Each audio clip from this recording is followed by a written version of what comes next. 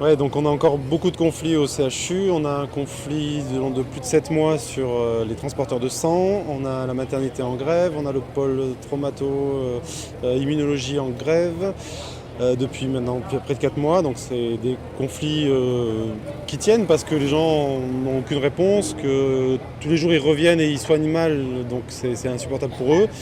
Donc c'est des conflits qui tiennent parce qu'ils savent que le salut viendra d'une mobilisation plus grande et plus massive des hospitaliers. On a fait une tentative le 15 mai, donc d'une marée blanche à Paris, qui a été un succès, mais qui doit continuer.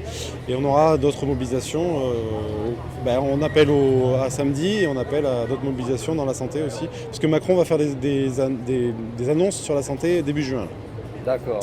Donc on sait bien, ne va pas changer la marchandisation, ne va pas changer le caractère ultra-capitaliste de la gestion des hôpitaux, puisqu'on est à moitié géré par des banques et par des gestionnaires qui sont en accord avec le principe de marchandisation. Donc on sait que ça ne changera pas fondamentalement. Et sur un autre sujet concernant le devenir de la Grave, là, parce que vous étiez déjà mobilisé la semaine dernière, là vous étiez une cinquantaine à avoir eu une audience et une rencontre avec la direction de l'hôpital. Où ça en est? Alors, on a projet de privatisation, oui, projet on a une immobilier. première victoire.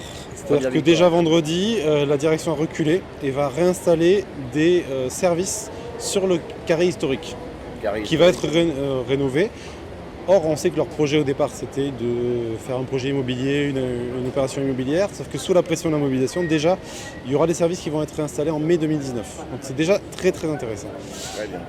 Mais on continue d'être vigilant parce que les travaux ne vont pas être complets, il restera les murs extérieurs et les toits, et on sait que c'est important les toits. Si on veut, en gros, on a peur que ce soit que du provisoire et que le projet, même immobilier, soit repoussé plus tard. Donc on restera vigilant et le collectif Hôpital La Grave s'est créé, donc on restera vigilant pour que que La Grave soit une cité de la santé, comme c'était prévu au départ. Et c'est vrai que le projet Cité de la santé disparaît. Le projet service de santé sexuelle disparaît aussi. Donc il y a plein de choses qui sont en train de mettre un peu en retrait de projets qu'on avait. Donc c'est pas encore terminé. Voilà.